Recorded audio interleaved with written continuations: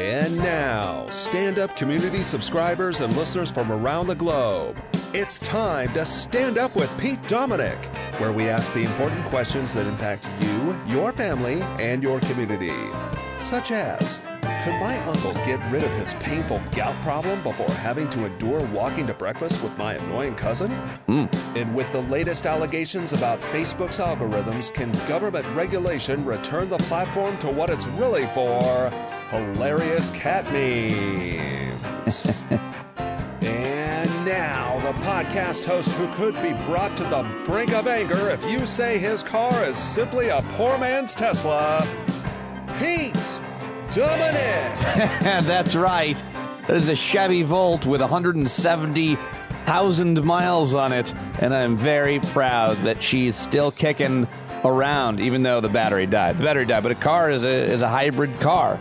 It's got a gas engine, hybrid plug-in, and so it still works. Still working for me, hanging in there, but still in the market as well. They say don't buy a new car, though, Pico. They say wait till prices come back down, because everything is ridiculously expensive right now. So holding out, waiting in a holding pattern, and letting my daughter drive the CR-V, because that seems safe, right? A Honda. I have an awesome episode of Stand Up for you today. I've got a doctor, professor, and author who wrote an amazing book about STDs, sexually transmitted diseases, sexually transmitted infections, they are also called. And you might think, hey, why do I want to listen to that conversation? And honestly, I was like, do I really want to do this conversation? But my guest, Dr.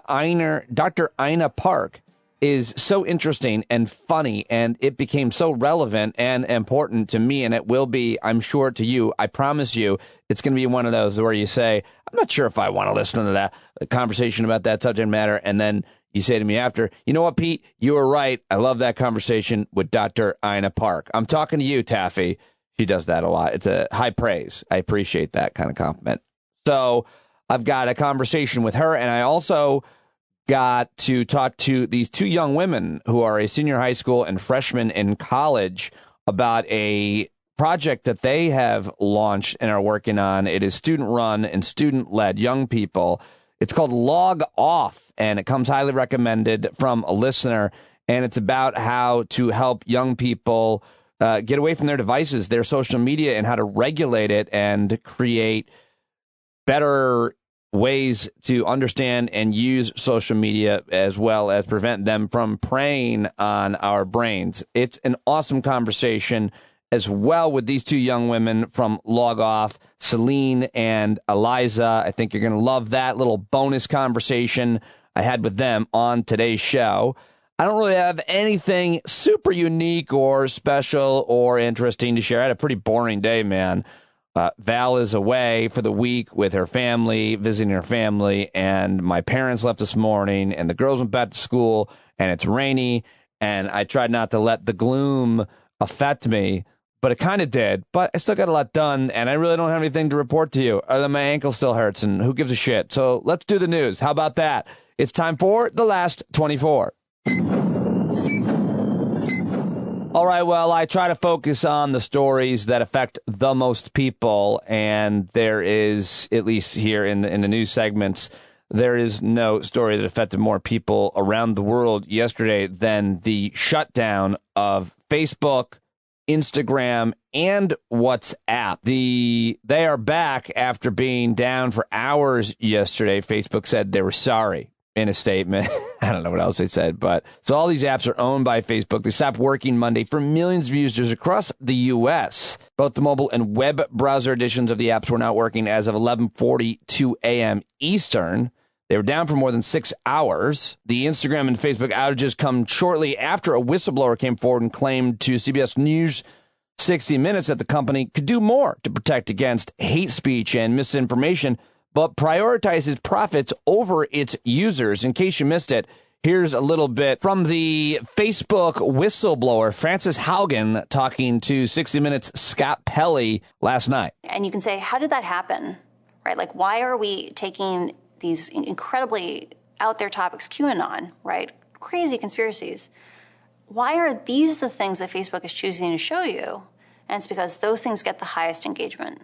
Gasoline on a fire. Gasoline on a fire. Well, we all have a lot to learn about the details of what happened and who done it and what you do to prevent it. But there's obviously a lot of conversations happening. I had a great one with ladies from Log Off today after my interview with Dr. Ina Park coming up right here on this podcast. But I just want to read this piece from my friend Yevgeny Simpkin. It's at the Bulwark. I highly recommend it. It's titled "Facebook is Not the Town Square." But he writes in it, let me just read the end of it. He writes, "Facebook follows you everywhere like a psychotic ex. It's always hiding in the bushes. You have no choice but to wonder what the heck is up right now, what it's up to right now, even though you know it's nothing good. You have to stay vigilant and pay attention because that's how Mother Nature made you, and it's how Mark Zuckerberg exploits you. But in all fairness, there's one aspect of the town square metaphor where Facebook is a pretty decent facsimile of the real thing. It's the one where we used to drag innocent people to the gallows, accuse them of something completely insane like witchcraft, and then either ruin them or end their lives. Facebook is pretty good at that because its fortunes are made by making sure that you keep coming back. It doesn't matter if you're sharing pictures of kitties, contributing to a genocide, or part of an angry mob that's destroying someone's livelihood or reputation on some fanciful whim. What's another real-world concept where a private, unregulated enterprise gets to make a fortune running psychological experiments on the population of the world, which leads to a slow collapse of civil and civic order and drives everyone insane? I'm actually drawing a blank, but it sure as hell isn't a town square." Highly recommend that piece in the Bulwark. I'll try to remember to link to it in the show notes by Yevgeny Simpkin. And I just want to share this 1-minute clip with you. I like Senator Ed Markey of Massachusetts. Here he is talking about how Facebook has just exacerbated the problems that we already have in our society. Listen, no one debates that we have problems in our society. No one debates that there's hate in our society. We stipulate that. Facebook is right about that. What they want to deny is that Facebook's technologies exacerbate, make it more possible for the dissemination of this hateful language that turns into hateful conduct. And it's not just true here in the United States, it's also true as far away as Burma, Myanmar, where Facebook is being used by generals in order to foment hatred against the Rohingya and others. This is a problem that Facebook just has had difficulty dealing with because they make money off of this kind of business model, and it just has to come to an end. Yes, these problems existed before Facebook. Facebook makes them worse, and it's time for them to admit it. Well, I just loved those remarks by Senator Markey. I think he distilled the situation perfectly, and if you want more on that, definitely listen to my conversation with Aliza and Celine of Log Off coming up. Facebook, Instagram, TikTok, there's a lot of fun, it's a lot of great. In small doses and drabs, it can be fine. It's great for networking and promoting your stuff, obviously for me. But really, it's also just like sugar and tobacco and other really bad things that we love and become addicted to. Very similar. We talk about that coming up. Okay, so other news yesterday is related to the other big story, I think, is the conversation, the back and forth about raising the debt ceiling limit, which is such an unbelievable waste of time that I need to bring it up or discuss it. But I'll just play a couple quick clips for you from the important players on this, because it's important. We need to know. We need to understand what's going on. And I don't really understand what Senate Minority Leader, enabler of the defeat of democracy, and man without a neck, Mitch McConnell, is saying right here. But I know he's lying. I know he's wrong. And after this clip, you'll hear from the Majority Leader, Chuck Schumer, who pokes holes in what you're about to hear in this 1 minute from the Turtle. Now, I've got no problem using the party line process over and over and over to spend trillions and transform the country. But now, for this purpose only, they suddenly and mysteriously find it unappealing. Democrats could not be more capable of handling this on their own. Just months ago, the Democratic leader won new powers to reuse reconciliation over and over. They don't even need our consent to set a vote at 51 instead of 60. They need even less help raising the debt limit than majorities needed in the past. So trust me, Madam President, if Republicans were sitting on a hidden veto power to stop reconciliation bills, you would have heard about it way back in the springtime. The majority doesn't need our votes. They just want a bipartisan shortcut around procedural hurdles they can actually clear on their own. And they want that shortcut so they can pivot right back to partisan spending as fast as possible. Well, he had more to say, but I don't have more to play for you. I do have a response from Senate Majority Leader Chuck Schumer on this, explaining what really happened. Now, on the debt ceiling, before the end of this week, the Senate must get a bill to the president's desk to address the acute crisis of the debt limit. President Biden was crystal clear in his speech this morning. If Republicans don't get out of the way and let the Senate take action now, our government will in all likelihood enter default for the first time ever.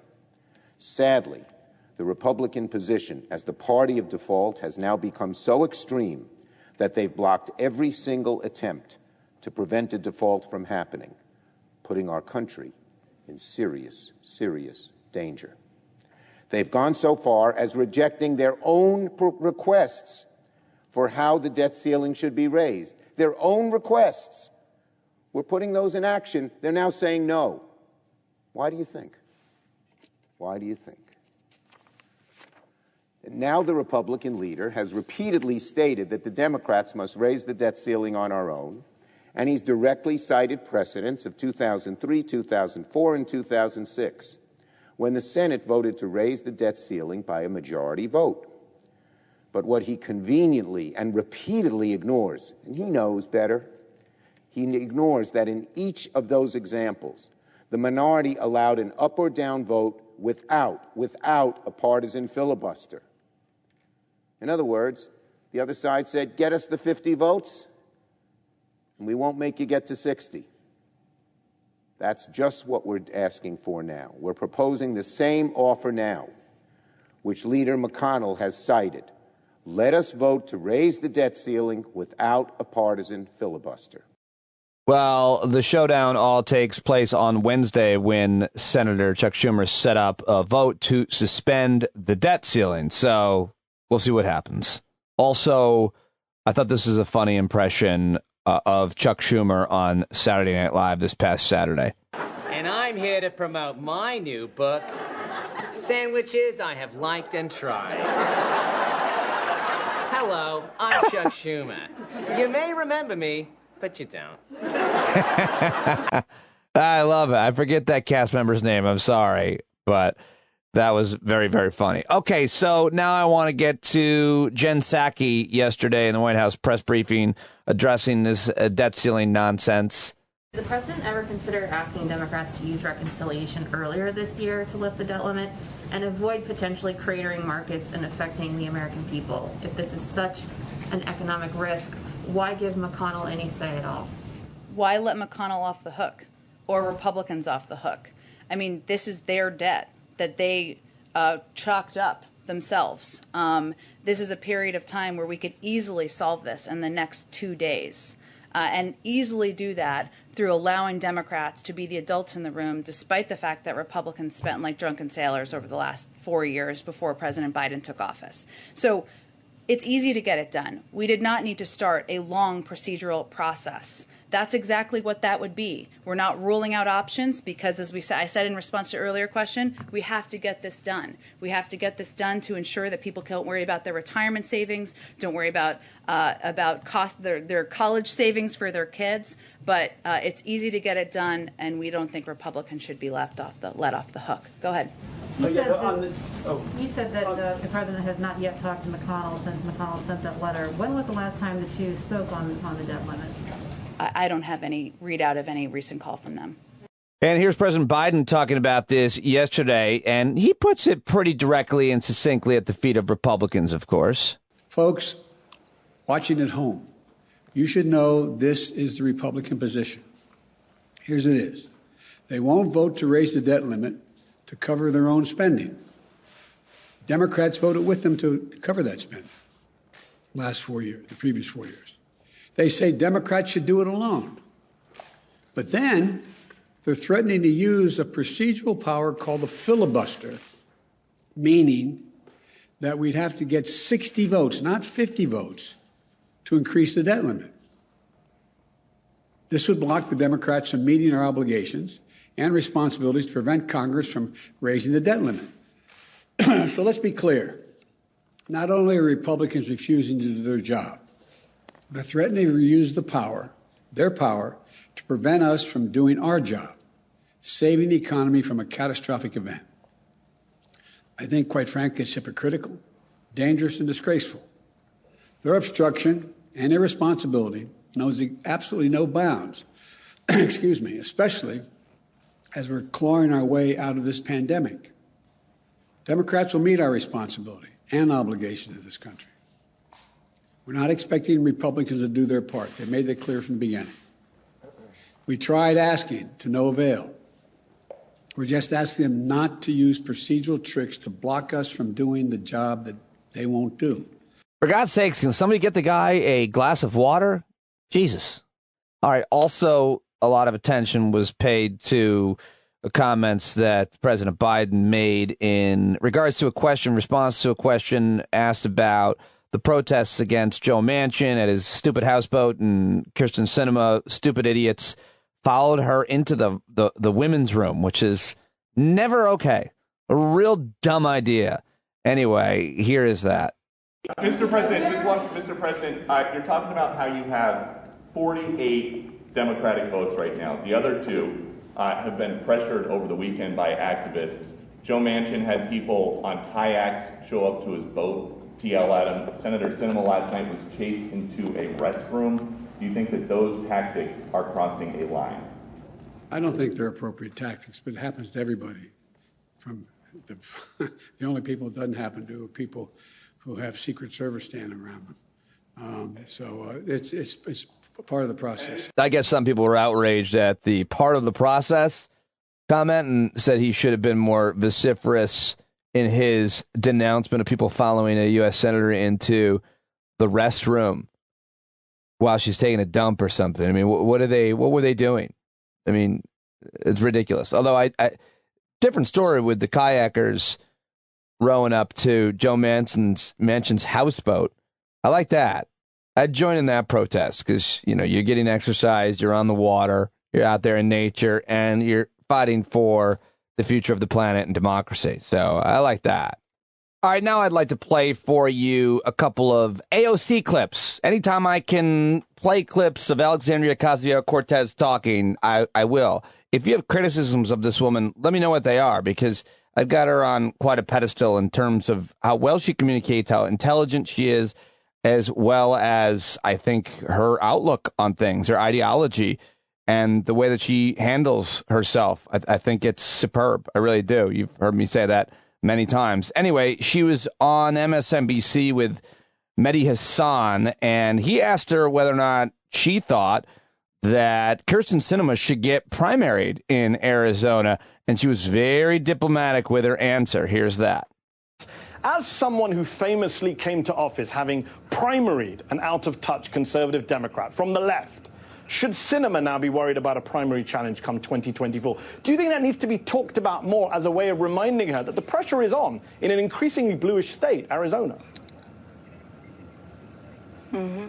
Well, I think ultimately that is always up to the folks right there in the state of Arizona. Are they happy with their leadership? Their most recent senator that they had just elected is more progressive, fights very hard for working families. But that is ultimately up to the people of Arizona. It is a state that is increasingly Latino and Latina. It is a state where indigenous people really just showed up and organized in incredible, remarkable ways for the presidential election. It is a place where working class populist politics is really taking off.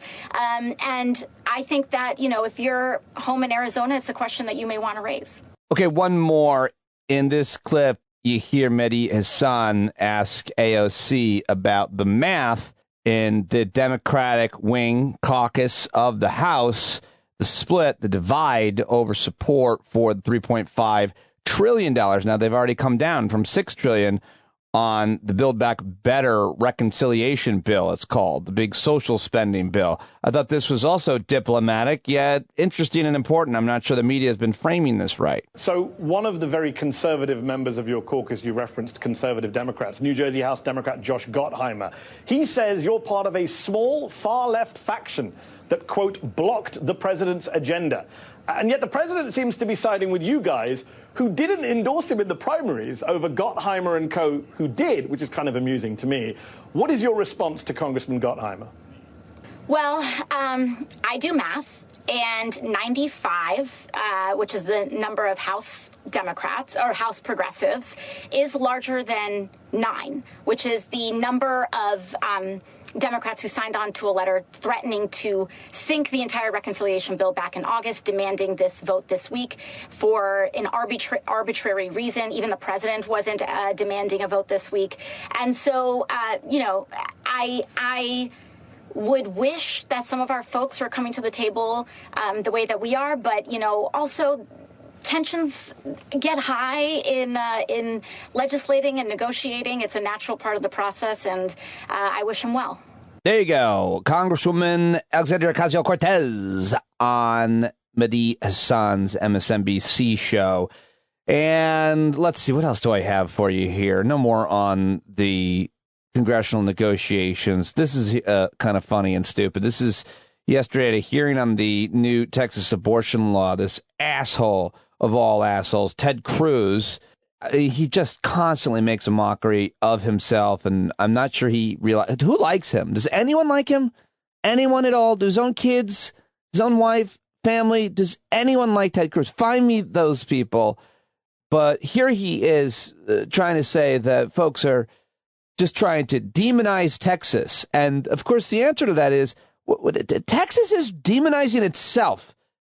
They're doing just fine on their own. Here's the suspected Zodiac killer. What this is really about is trying to demonize Texas and trying to demagogue on the question of life. And that's all we've got for you. Thank you very much, Senator Cruz. And now I've got this last clip for you here in the last 24. This is a little bit of a palate cleanser. How about that? It's like a 2.5-minute ad for a guy who is running for Congress in North Carolina, the 6th District of North Carolina. His name is Charles Graham. He is a Lumbee Indian, which is a tribe from North Carolina with about 50,000 enrolled members. He's also a longtime educator, small business owner, and legislator. And he's on Twitter at Charles Graham NC. The visuals are even better, but I thought you would like this here at the end of the news. It's kind of inspiring. This guy's got to be like, I don't know, 60 years old, Native American. Here it is. When I was a young boy, the KKK announced a night rally in my home county. A cross burning with hundreds of Klansmen to terrorize the blacks and Lumbee. Poor farming community, black, white, and Indian. My parents and grandparents were sharecroppers like many. The police chief warned the Grand Dragon, these people don't want your trouble. The Klansmen called us mongrels, half-breeds, and told him the Klan would show him how to handle people like us. That night they rode in with their cars, their crosses, and a single light bulb hooked to a car battery. 50 Klansmen. Not a bad turnout on a cold night. Problem is, they were surrounded by 400 Lumbees. Simeon Oxendine had been a tail gunner in a B-29 during the war. Verdia Locklear was 4 months pregnant. Neil Lowry was the local barber. Hundreds of normal folks deciding to stand together against ignorance and hate. Lowry shot out the light. The Klansmen scattered. By the time the sheriff arrived to fish them out of the swamp, the press was running with the story. The Battle of Hayes Pond, where one town beat the Klan. A piece of forgotten history, worth remembering, especially today. In Washington, lies turn to violence. And the biggest lie is that America is at war with itself. That you can't trust your neighbor, that they want something that's yours, that you must live in fear of them. But the people who stood up at Hayes Pond refused to be afraid. I grew up with their story, and the lesson is human dignity is a human right. When I started teaching special needs children in the 80s, they had almost no rights in our schools. So I spent 30 years fighting the system to recognize their humanity. And as a legislator, I don't play politics. I study, I listen, and I vote my conscience. I'm Charles Graham, and I'm running for Congress because sometimes we're called upon to put things right, like Hayes Pond in 1958 and America today, where access to affordable health care is still out of reach to many families, where the Sandhills face the highest unemployment rates in the country, and our veterans return from war seeking opportunities and finding none. These folks didn't set out to make history, they just answered a neighbor's call. It happened here before, and now it's our turn. Yeah, that is a great ad by Charles Graham's campaign. He's running for Congress, North Carolina's 9th District. Act Charles Graham NC. If you want to learn more, follow, and donate. Thought that was a good ad worth sharing. All right, that's all for the last 24. Now time to get to your news dump, ladies and gentlemen. And Pete Coe with yet another great new jingle. Let's see what he's cooked up for us today. Fuzzy hamster Mr. Gox cryptocurrency jumps. It's as real as a Loch Ness monster on today's news dump. Wow, that was tough. That was a tough vocal to pull off, but you nailed it again, sir. Well done. And why don't we start our news dump there, because that's actually based on a real story. A hamster called Mr. Gox is trading cryptocurrencies, outperforming the S&P 500. Mr. Gox is trading crypto in an automated and high-tech enclosure fit for his needs. This hamster started trading cryptocurrencies in June 2021 and selecting its tokens through the, quote, intention wheel.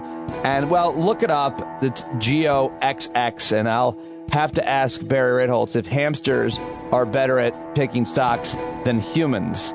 Well, cryptocurrencies, I guess. How about this story? Members of the International Association of Theatrical Stage Employees, IATSE, have voted to approve a strike authorization giving the union president the power to shut down film and television production across the country. Oh, that's all we need. Are you going to slow down my Ted Lassos? Or is that filmed in London? Maybe it's not affected. Anyway, this is a real important issue. I shouldn't make light of it. The vote passed with overwhelming majority and turnout, and the union hopes it's going to strengthen its bargaining position with the Alliance of Motion Picture and Television Producers, which represent the big studios. The unions have been negotiating since May on a new contract. They're seeking to address long-standing concerns, including long hours in the set, streaming wage scales, residuals, and the stability of the pension and health fund. So, following that story very closely, Captain Kirk is going to fly into space. William Shatner is going to fly to space aboard the Blue Origin rocket. I love this guy. He's always been hilarious. I interviewed him a few times back at SiriusXM. And apparently Jeff Bezos' space travel company, they're going to take William Shatner to, quote, space from West Texas on October 12th. Shatner says, "Yes, it's true. I'm going to be a rocket man." And added, "It's never too late to experience new things." Not bad. It's not a bad impression. Love Shatner. He'll become the oldest person to go to space. He'll join 3 others, 2 of them paying customers aboard a Blue Origin capsule. Well, that'll be a really fun waste of money for all of us to be entertained by. Tensions continue to heat up in Asia between China and Taiwan, where China's now flown a record 56 warplanes toward self-ruled Taiwan, the largest show force on record, continuing the 3 days of sustained military harassment against the self-ruled island. So that seems like a fun story to try to ignore for the rest of the day. Oil prices have hit the highest level since 2014. Energy stocks rose as tech stocks dropped. The price of oil at a 7-year high as OPEC and allied oil producers stuck with a plan to cautiously raise production even as global demand for crude oil increases. And speaking of oil, the oil spill in Southern California off Huntington Beach looks like it might have been an anchor from a ship.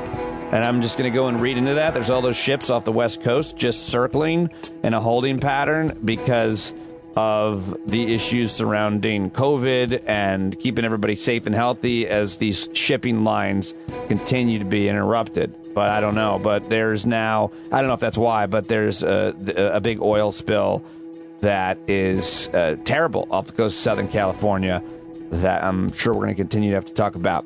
The congressman, the guy who ran for Senate, he was a Republican congressman, and he said a terrible thing when he was running for Senate. Todd Akin, Missouri Republican, his comment that women's bodies have a way of avoiding pregnancies in cases of, quote, legitimate rape. Remember that guy? Yeah, sunk his bid for the Senate. Well, he died late on Sunday. He was 74 years old. He had cancer for several years, apparently.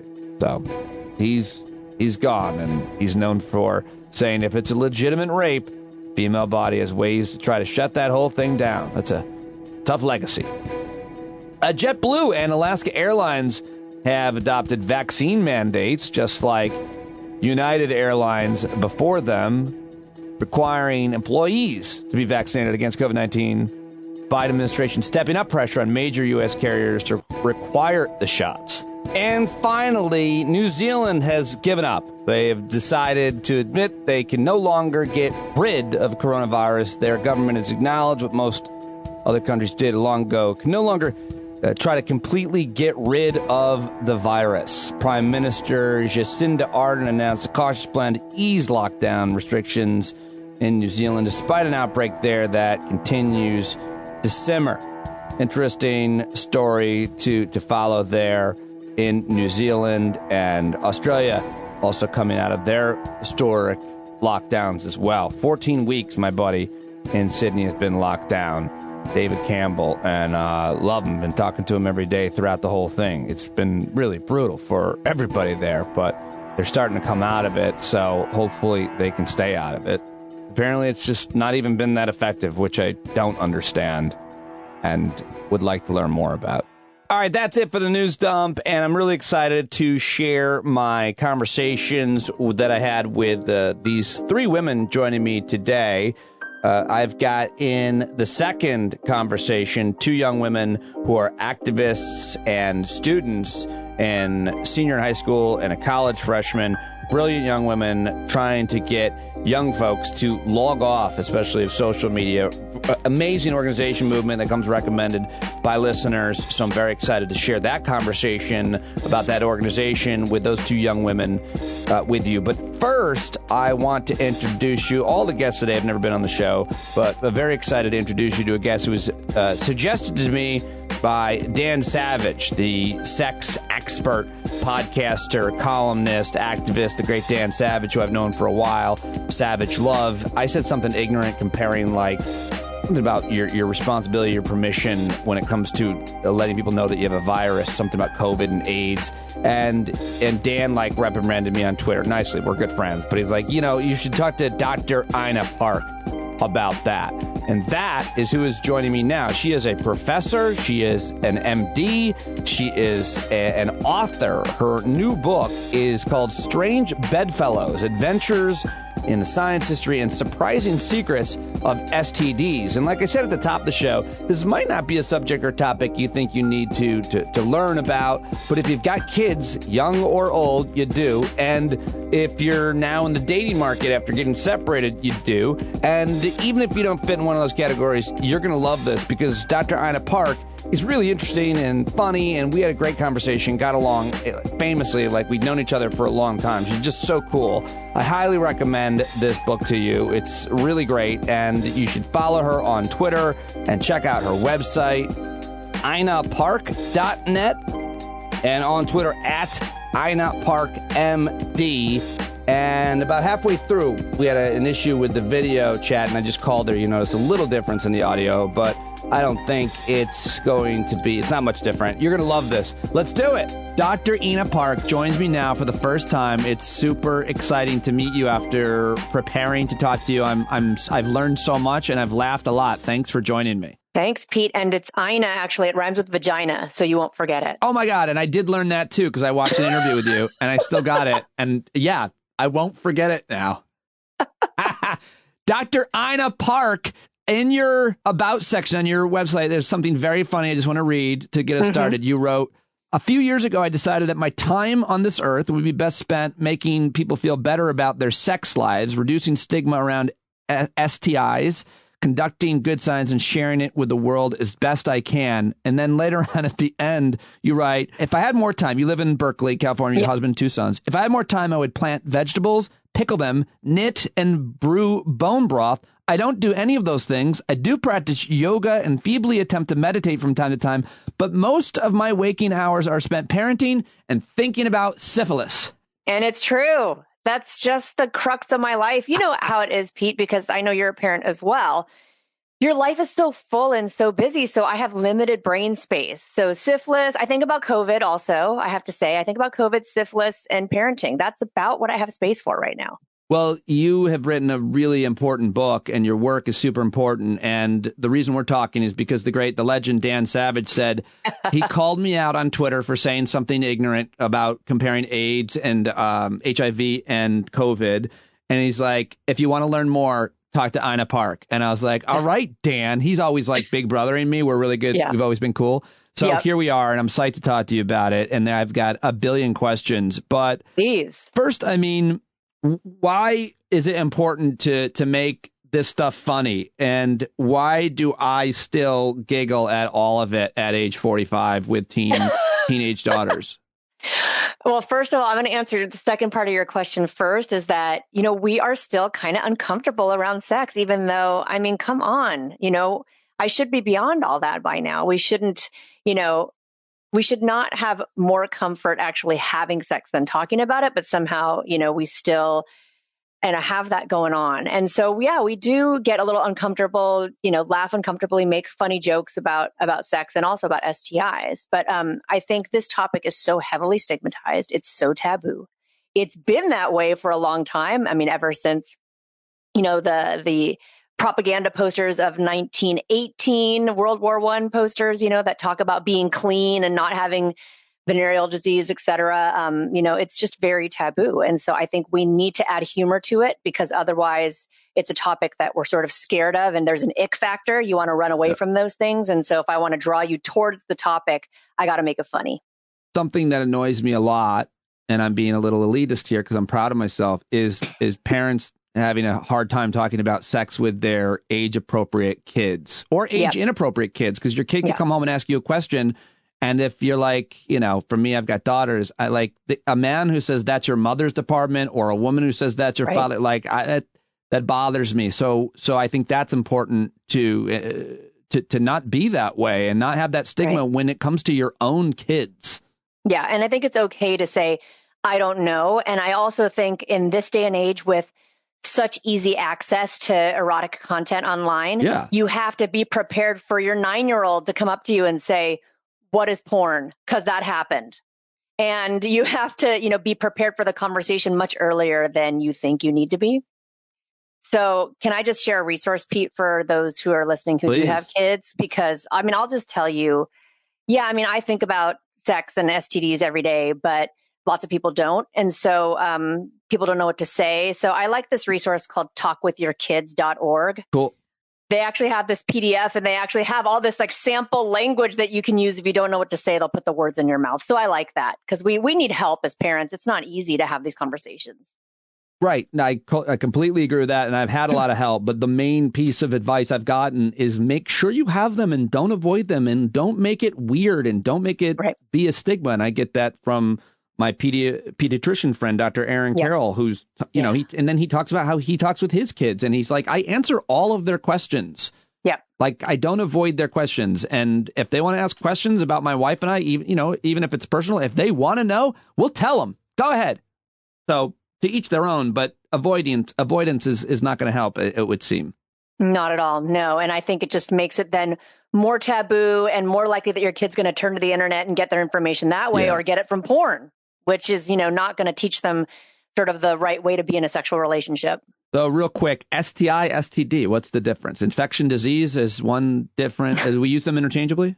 Yeah, you don't want either of them in your pants, honestly, Pete. But STD is a little bit older term, came around in the 70s, and it replaced VD, or venereal disease. And, it's still an accurate term because some of these infections do actually cause disease. They cause discharge, they cause, pelvic inflammatory disease, et cetera. But a lot of these infections are silent infections that go away on their own in the case of HPV, for example. So the term STI is probably more scientifically accurate because a lot of these are just silent infections. And some people say it's less stigmatizing. And honestly, I'm all for that. Yeah, as you know. That's your work is about destigmatizing, which is why you're such a valuable source. Let's just, because you brought up HPV.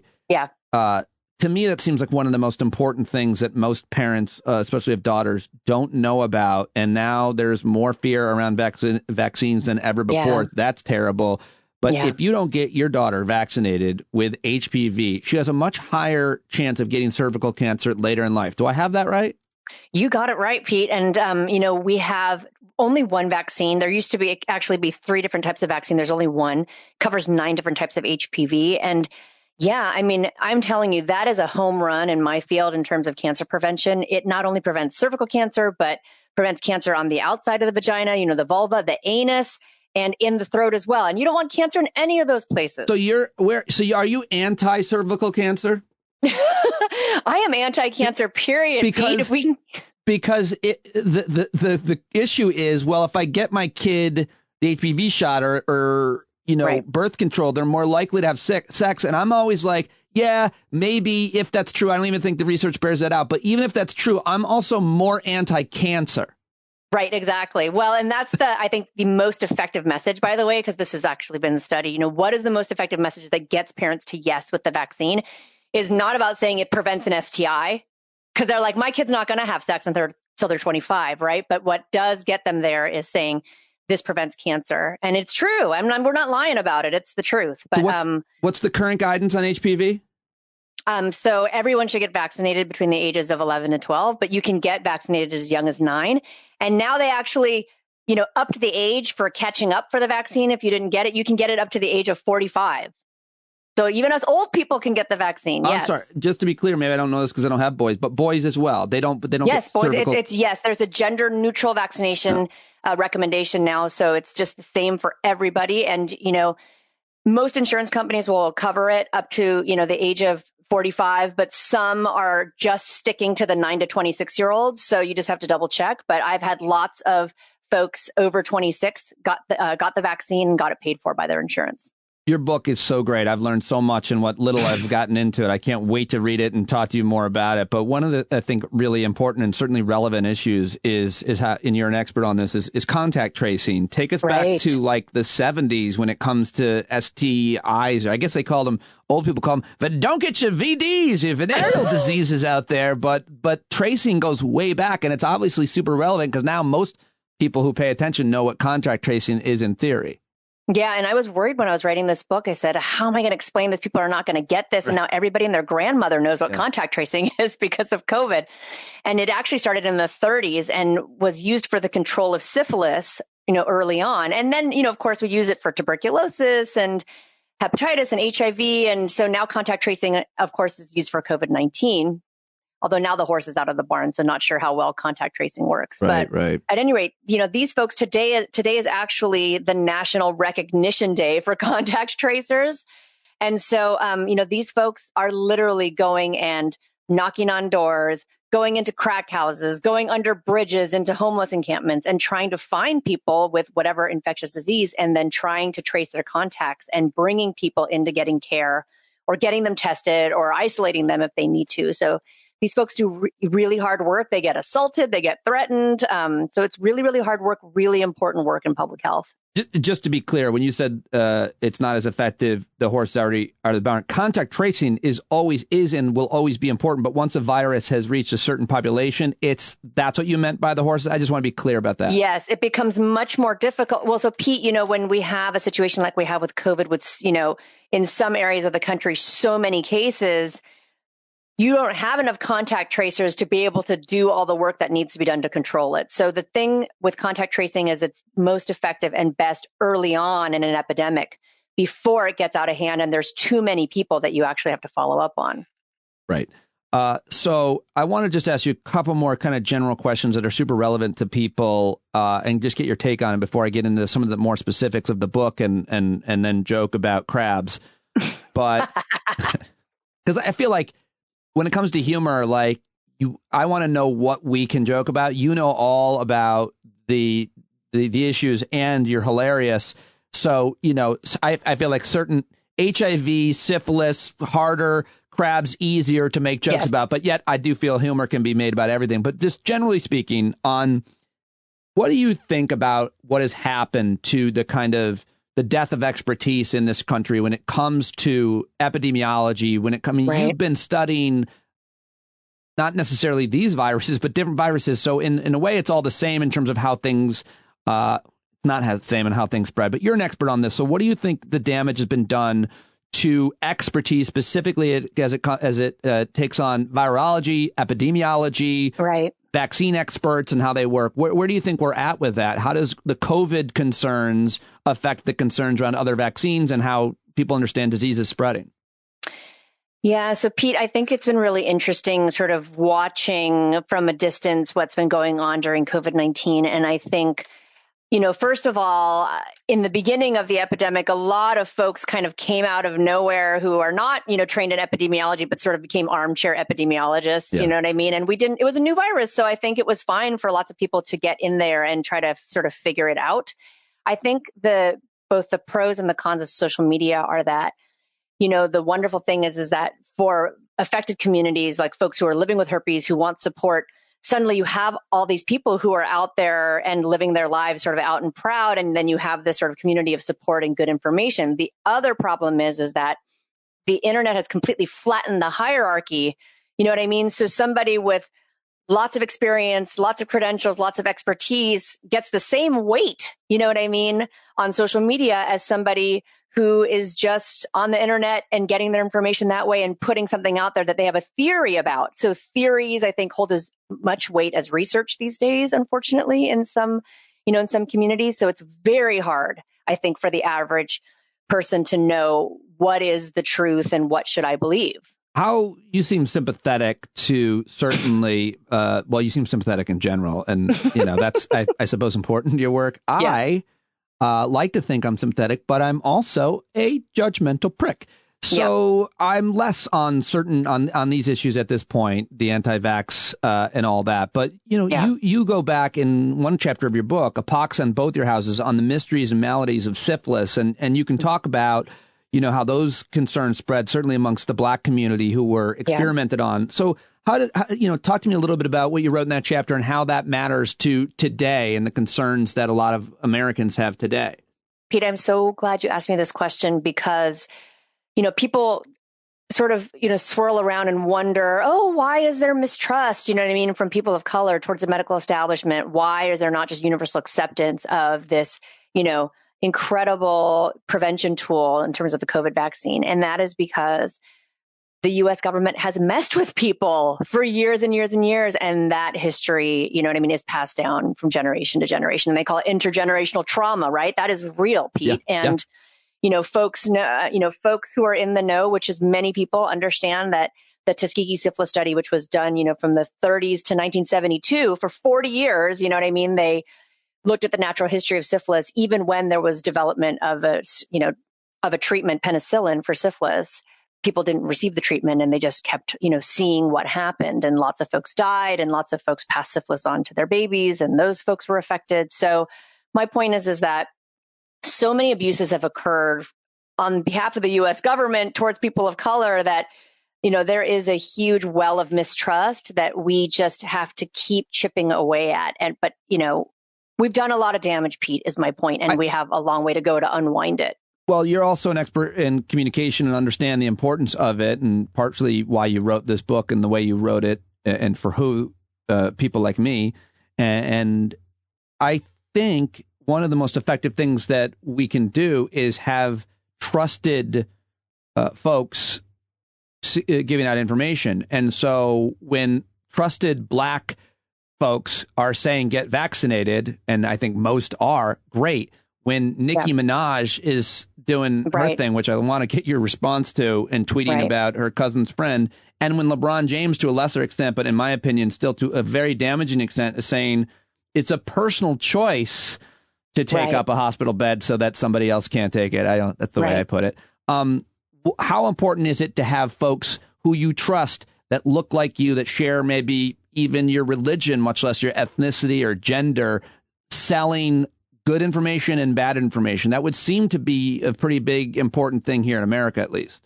Yeah, it's hugely important. And for better or for worse, the celebrity sort of culture that we have where we revere folks, who are in the public sphere means that there's a lot of power and weight. So if someone comes out, and says, like if Nicki Minaj were to come out and say, I apologize for that statement, that was misinformation, go out and get your vaccine. I mean, can you imagine sort of what benefit that would have for, young women of color who may sort of want to model themselves off of, her behavior and say, well, she did it. And if people are out and proud as well about their vaccination status, I think that also models the behavior that might resonate with, someone in a way that like hearing from me or hearing from you is not going to resonate with them in the same way. So I think, how dare you sell my stature so short? Well, I mean, like a young Black woman may not just say, hey, I identify with Pete Dominic. I want to do whatever he does. The power and connection I have. You're absolutely right, obviously. And by the way, when you heard that Nicki Minaj thing, were you as an expert immediately going, if somebody's testicles are swollen and he can't get an erection, that's chlamydia or whatever. Everybody was saying it's probably an STD, but I have no idea. Right. I mean, that guy could have had epididymitis, which means he could have had chlamydia in his balls. And that guy needs help. It's not the COVID vaccine. Right.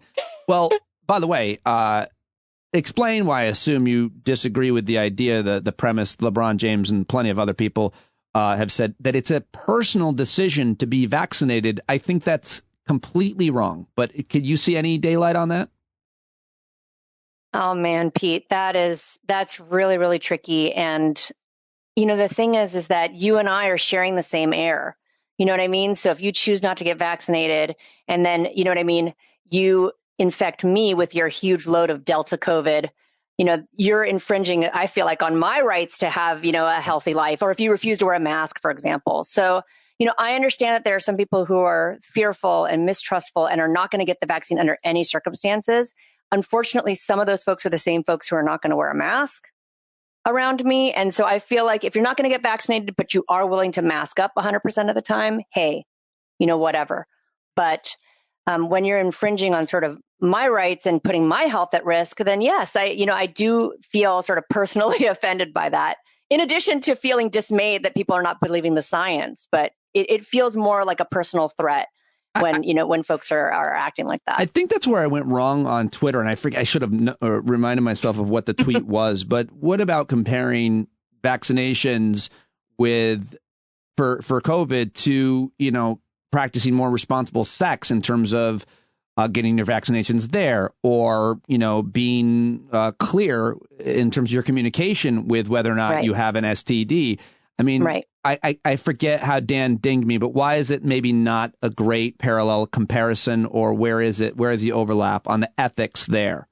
Well, I mean, Pete, I actually think that there is some overlap because, if you and I are in an interaction, whether or not we're like just going out to dinner together or whether or not, we're having sex together, it's like, yeah, let's have some ground rules over, what we're going to do. Like if we're going to have sex, are we going to use barriers or not? If we're going to have dinner together in a restaurant, hey, are we going to mask? Are you vaccinated? I actually think it's okay to check in with each other about, each person's feelings and sentiments on that. I mean, the thing where it's different from sex is that, sex is not casual contact, right? Like I can't just suddenly get chlamydia without taking my pants off, and so there's more involved, I think, than with COVID, where literally, just walking down the street, going to the grocery store or whatever, you can get COVID so easily by casual contact. Whereas with sex, presumably there's a little bit more sort of control over who you're coming into contact with. I can't believe you couldn't get that across on Twitter.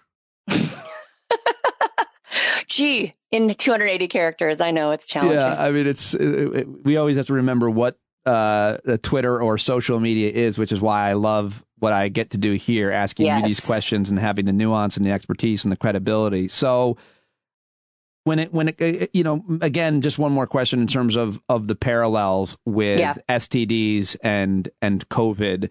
Yes. I really do worry about the healthcare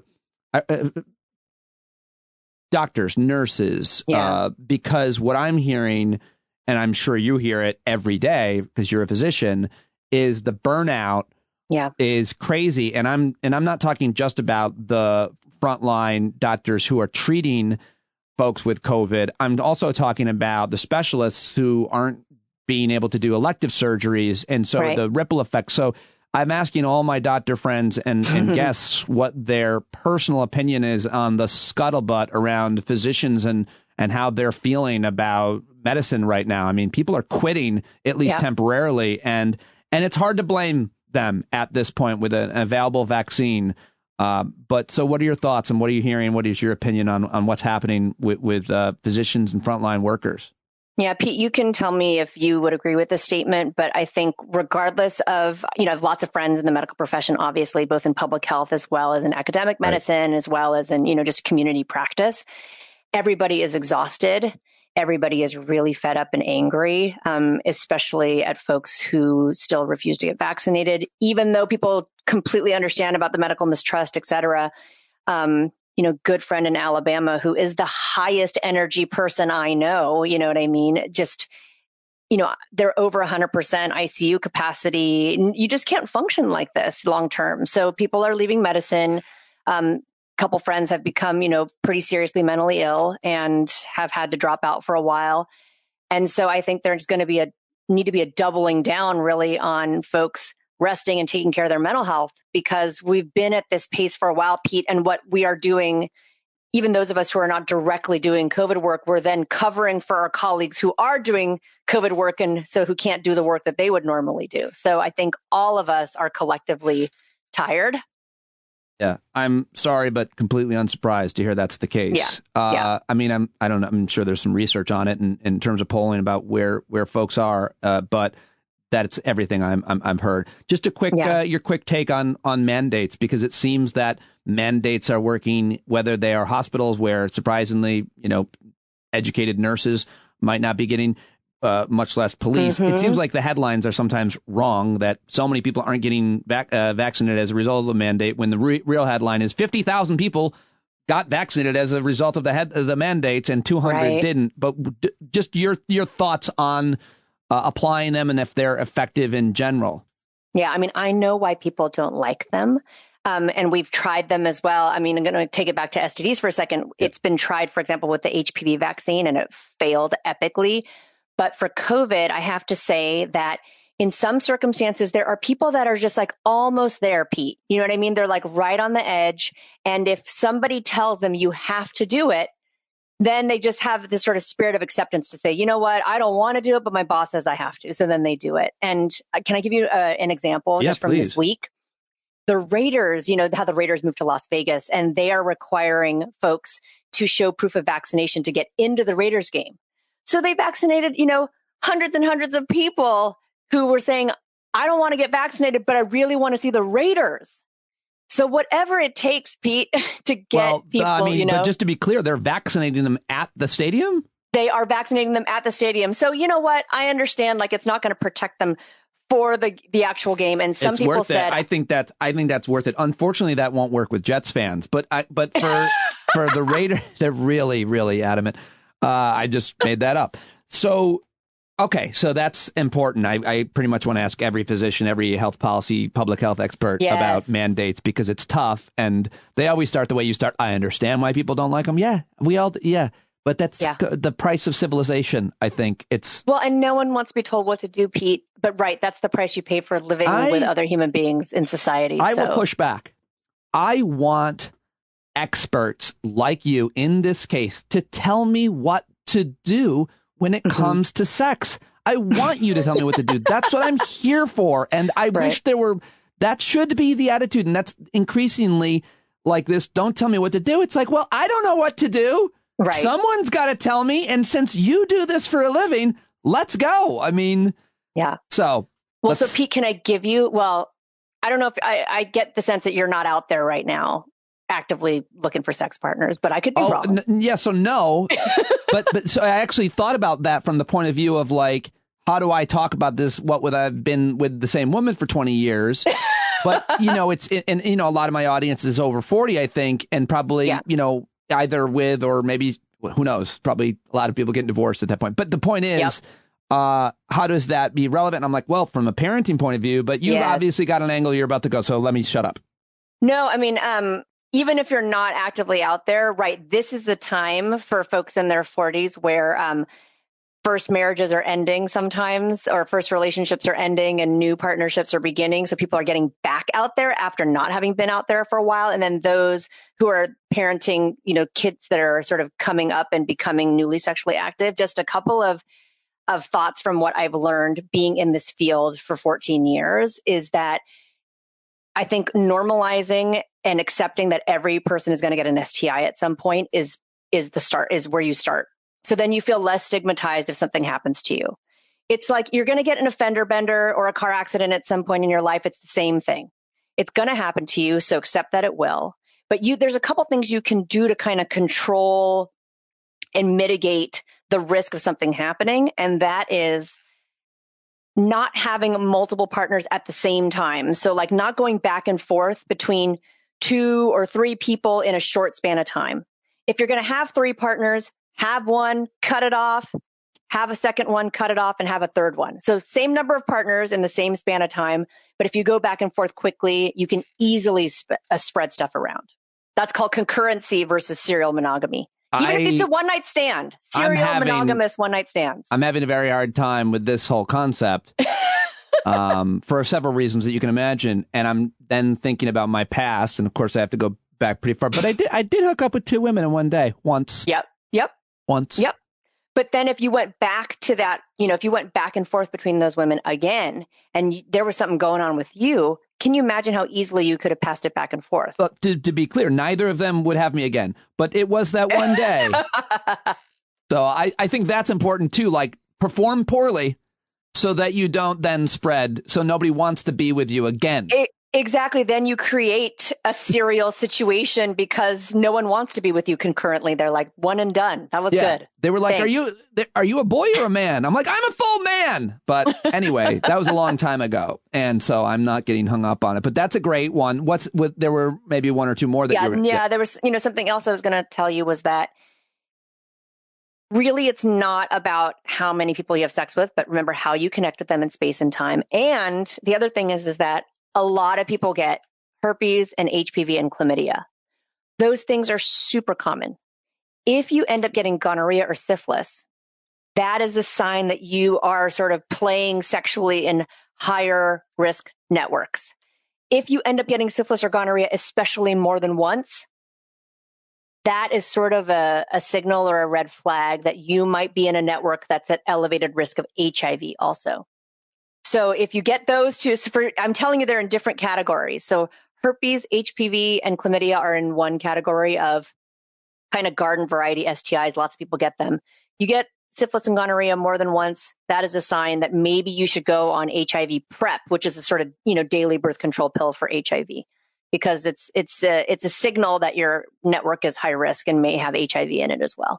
One thing that I'm super ignorant on, and I used to pay a lot closer attention, surprise, surprise, when I was sexually active and younger, and when I was like pretty involved in like culturally with a lot of gay people when I was young in New York City, is HIV. Like I haven't paid much attention or done a segment on HIV in a long time, and you've got a chapter dealing with it, and you deal with it every day. So, like, what can you tell me in a couple minutes about where we're at with prevention and with contraction and with treatment? So, Pete, the reason why you haven't heard so much about it is because there have been so many wins here for prevention and treatment that people aren't dying anymore. I mean, you remember, Pete, because you were alive in the 80s and the 90s. I was in New York City. It was.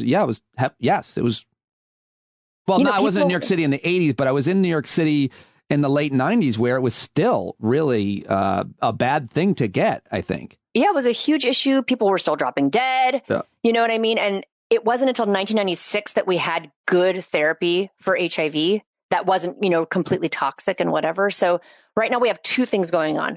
The first thing is this thing called treatment as prevention. So right now, folks, who used to take like literally 24 pills a day, everyone is down usually to 1 pill once a day for HIV. And that completely suppresses the virus so that it's undetectable.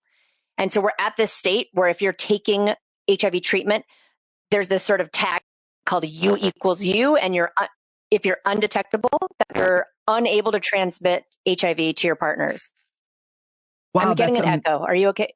Yeah, it was a fizzled a little bit, but it's fine. Are you good? Oh, okay, yeah. Okay.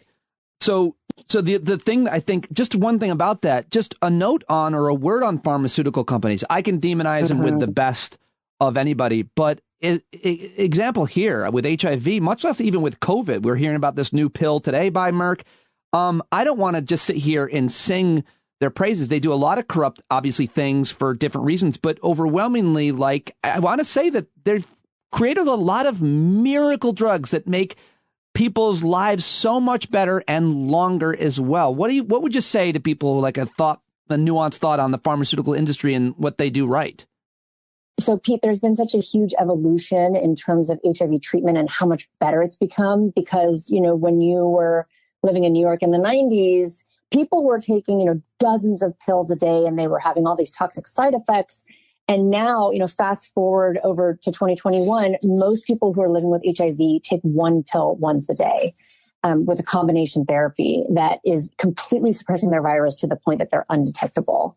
And so, the pharmaceutical industry has really hit a home run in terms of HIV therapy. Now, to be clear, the reason why, there's been so much investment here is because of the activism of gay men all over the country, and particularly in New York as well, with the gay men's health crisis, as you know. So, and of course, these medications are lucrative for pharmaceutical companies because they are taken every day, for the rest of someone's life once they become HIV positive.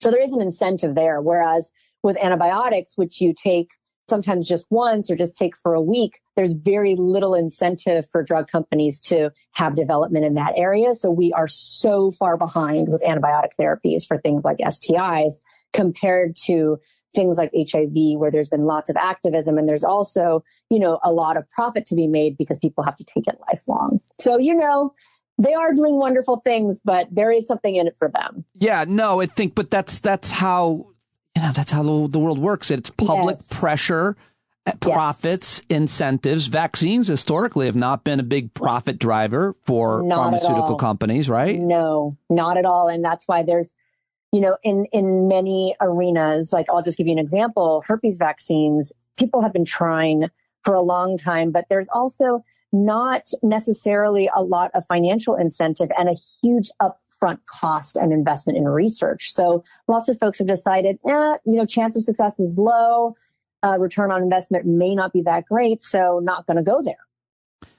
Yeah. And then people spin an easy narrative that they don't cure diseases because they make more money treating them. And that's a very believable thing, except for the fact that then you ask a doctor, Ina Park, do you want to save your child if they had cancer? Like it falls apart pretty easily under light examination. I think a conspiracy like that, but you can understand why people come up with it based on a little bit of information, I guess.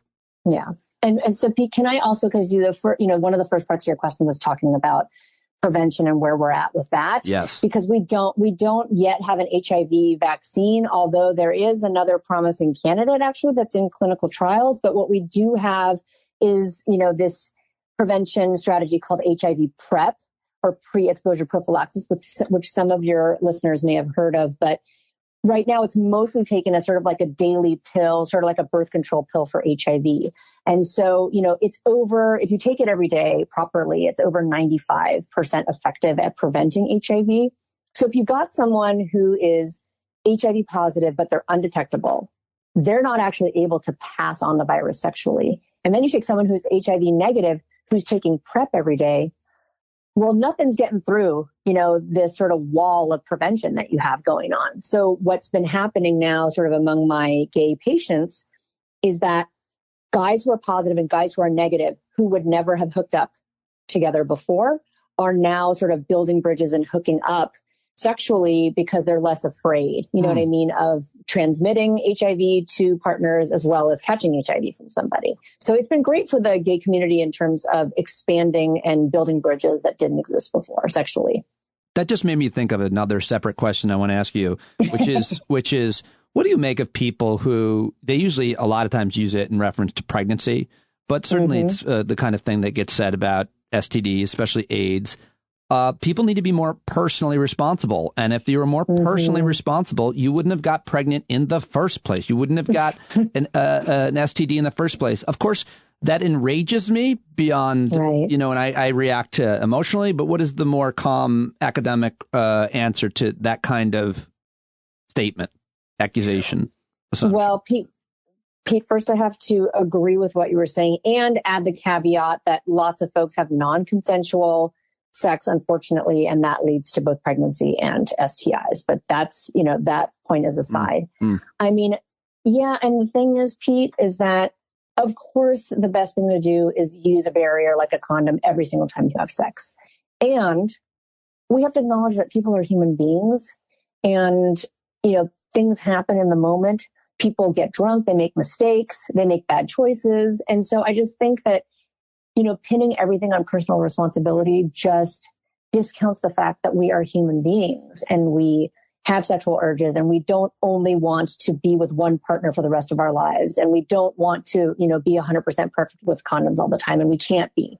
And so I just think that we need to have a reality check, right, about what sex is like, what sexuality is like, and just acknowledge that, we are very imperfect and some of us are very randy and horny. And so we are going to do what we're going to do. So let's meet people where they are. I personally will say, just on my own behalf, I've never made a bad choice. Oh, me neither. Me neither. I mean, I'm like beyond reproach. No way. I think I've made bad choices when I'm alone sexually, like for sure. Let's get to masturbation. No, let me just ask you a couple questions about the book, and then I'll let you go. I love talking to you. I'm learning so much, but I kind of want to give you the choice here. And the way I want to set it up is because I want to interview you again when the book, I mean, I'd love to have you on regularly. None of this stuff is going away, but I think it might be effective to just kind of maybe focus on the STD that's maybe both the most universal and the most widespread. And I'm going to go ahead and say that's herpes, but I don't know. So actually, HPV is probably the one that is most widespread where everybody gets it. I don't know if you saw Ali Wong's Baby Cobra special, but she gets up there, she's pregnant, like way pregnant, and she's like, everybody gets HPV. And then she talks about how she had HPV and had a pre-cancer on her pap smear and all of this business. So HPV is the universal, it's the gateway drug for STIs. Like everybody gets it. You know what I mean? It's the thing that I use to normalize and get everyone to accept that we are all sexually active beings who are going to get an STI. And then herpes is next because more than half of us has at least one strain, either HSV1, which typically causes cold sores, but can cause genital herpes as well, and anal herpes. And then, then of course there's like 12% of us who have HSV2 that cause genital herpes. So between HPV and herpes, we all have something. Let's put it that way. What is the most common misconception that you cover in your book or in your work that people are still, doing a lot of treatments? People think there's certain treatments that are effective that aren't and might even be dangerous. And I think one of them is douching. And douching is where, one of those words where I think it's always funny. I just want you to know. So I know you're going to use it several times here, and I know it's going to make me laugh every time, not out loud, but inside. I just want you to know. Yes, and you know what, Pete? I can call you a douchebag if you want me to. Please, if that helps. Yes. But say if you could just say in your explanation, douchebags like you. Despite the fact that I have to talk to douchebags like you, I am really excited to talk about this topic because there is this, I don't even know if it's multi-billion, but it's certainly multi-million-dollar industry. Just go to CVS, go to Walgreens and walk down the aisle and look at how many powders, sprays, wipes, perfumes that you could stick up your, vagina. And I was going to say something more rude, but none of this stuff is anything that you need. And the thing that happens is that women actually inadvertently destroy all the good bacteria in their microbiome. And it lets all of these sort of nasty bacteria kind of overgrow, make a bad kind of fishy odor, which you have to cover up with more of the products. So it's these like vaginal snake oil peddlers or whatever that are out there selling this stuff. You don't need any of it. The vagina is a self-cleaning oven, and you don't need anything in it to, make it better. It's going to be healthy on its own. And if you smell bad, if something else is really going on down there, you need to go see a doctor. You don't need to go put a bunch of perfume up there. So don't do it. I didn't even know that. It's such a weird thing. They're selling a product to cover up a problem that is being created by using the product. Did I get that right? Yes. Do you see where I'm going with this? Like, do you see how deep the conspiracy is? That's crazy. I mean, there's so many products out there like that aren't effective. It's remarkable how they're brought to market, but that's for another conversation. Yeah, but Pete, can I tell you, because I know you have girls, one of the companies actually created a whole line this summer that is marketed just to teen girls. So, if somebody in your household could have a conversation with them to say, by the way, because they are marketing it, to kids, don't get started with this stuff because it creates this bad cycle. You don't need it. Oh, it's so upsetting. All right. Well, I'll let you go, but I guess I just want to end on crabs. Yes. Let's talk about crabs. And I have a funny story to share, and you have a lot of funny stories, but my friend in college, this really isn't about me, I swear. But I wouldn't care if you thought it was, but it's not. Right. My friend in college, he and my other buddy are on a road trip, and part of the road trip was stopping at my buddy's family's house. So they stay a night or two at my buddy's family's house, and then they leave.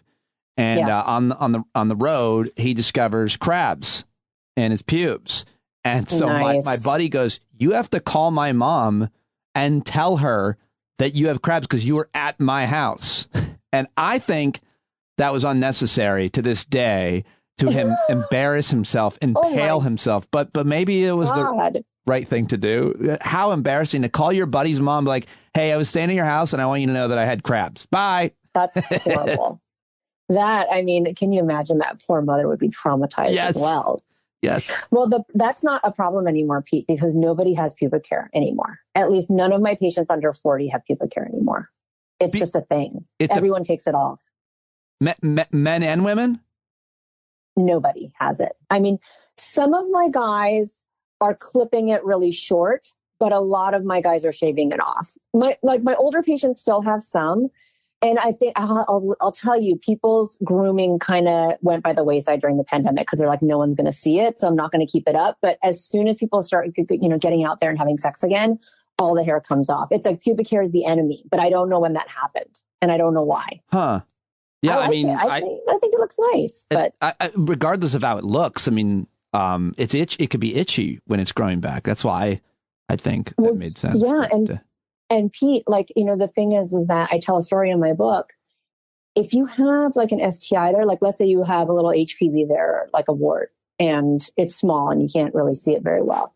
You run a razor across there, it's like tilling the soil and spreading seeds all over. So I tell a story about a chef actually who was about to go on a date. And so he shaved really fast. And then he had, he'd been treated for like 1 or 2 warts, and it turned out to be 50 after that. So my point is that it's okay. I tell people to actually clip it, get clippers and clip it and not shave it if they can. But shaving is cheap and I totally get it. But if you're going to shave, give your skin a chance to heal. You know what I mean? Like shave in the morning if you think you're going to get laid that night. Don't do it, 20 minutes before, because then you're going to have all these little tears in your groin. And if you get exposed to something, it's, entry point right there for an STI. Well, there's so much more to learn from you. Go get the book, everybody, Strange Bedfellows, and I will reach out to you again to learn more because your insight is so important and so well presented. And I've really loved not only talking to you today, but preparing to talk to you, reading the book, watching other interviews, listening to you. You're the best at this, and it's so great to have you on the show. Thank you, Pete. Appreciate it. Wasn't she great? Ina Park, MD. Go to Twitter right now and let her know how much you appreciated that conversation. And go buy her book, Strange Bedfellows. InaPark.net as well. That's her website, InaPark.net. .net. I really love that. She's definitely going to be my go-to moving forward as I continue to have the conversation about not only STDs, but viruses in general and COVID. And man, I loved it. I love that conversation. Please go follow her on Twitter and let her know that you heard her here on the show. All right, now it's time for something a little different, well, certainly than that, subject-wise, but my next two guests are very young, like the youngest guests I think I've ever had. I did interview high school seniors a couple years ago trying to understand how they were dealing with the pandemic and all that it's changed. But these two young women are a senior in high school and a freshman in college, and they are activists and leaders in their communities, and they're doing something very, very special and super timely. You may have just heard about the news that there's new studies that say Instagram is really toxic for teenage girls. Of course, you've heard about the latest going on with Facebook. And so this is super topical and relevant and important and solutions-based because these two young women work at an organization called logoffmovement.org, whose mission is to seek to further dialogue about the multifaceted nature of social media and promote the healthy usage of it. At LogOff, we're passionate about lowering social media's impact on mental health while teaching teenage users and their parents about how to navigate the vast inner workings of life on social media. I introduce you now to high school senior and CEO of LogOff. And like, this young woman has done so many other things. She's a certified digital wellness educator. She's on the boards of other organizations. She's basically already in college. And she's a speaker, moderator, and of many other things at youth summits. Very excited to have her. Celine Bernhardt-Lanier joined me, and so did her peer, her colleague, I guess, Aliza Kopans. She's a first-year student at Brown University, a digital wellness youth activist serving on Fair Play Action Network Advisory Board, as well as LookUp.Live's Teen Leadership Council. She's a co-creator of Dear Parents, a digital well-being resource from teens to parents, and co-founder of Technically Politics, a youth-led movement aimed at changing governmental regulations of digital spaces. Aliza Kopans joins me as well. I'm very happy to have them both, and I am so excited to share this conversation with you. I learned so much, and I was so impressed and inspired by these two young women. Aliza Kopans and Celine Bernhardt-Lanier, logoffmovement.org. Let's go.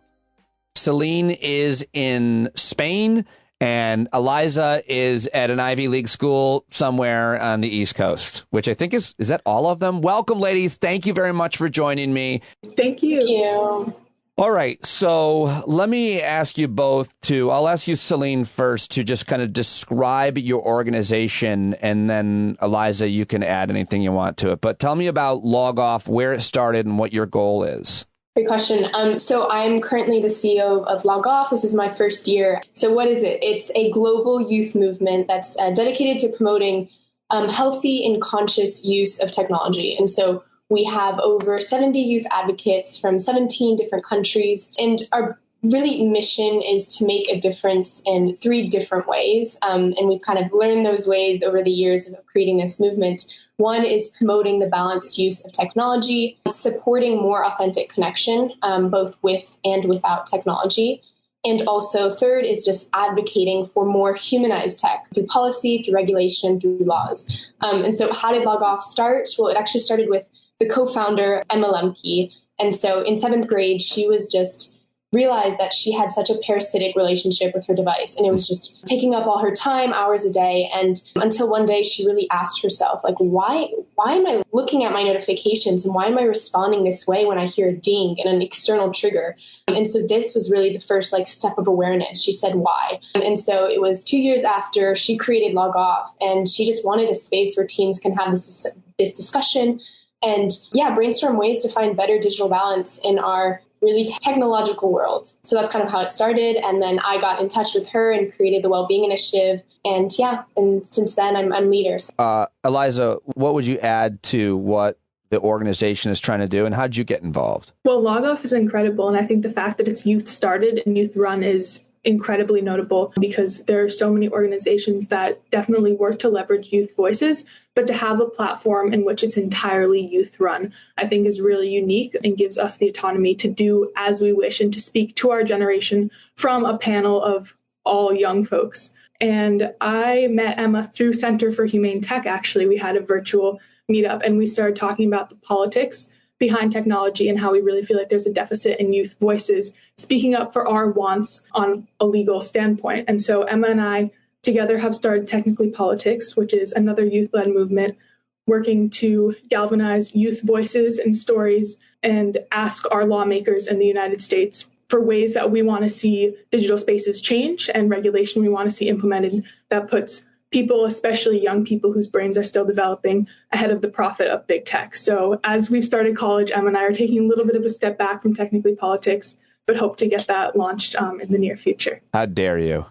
That's so impressive. I think anybody listening right now is wondering how the two of you got so involved and engaged and aren't apathetic like a lot of people of your generation, like a lot of people of every generation when they are your age. You know, you get really wrapped up in your own stuff, your personal life, your social life, and you guys are trying to change the world.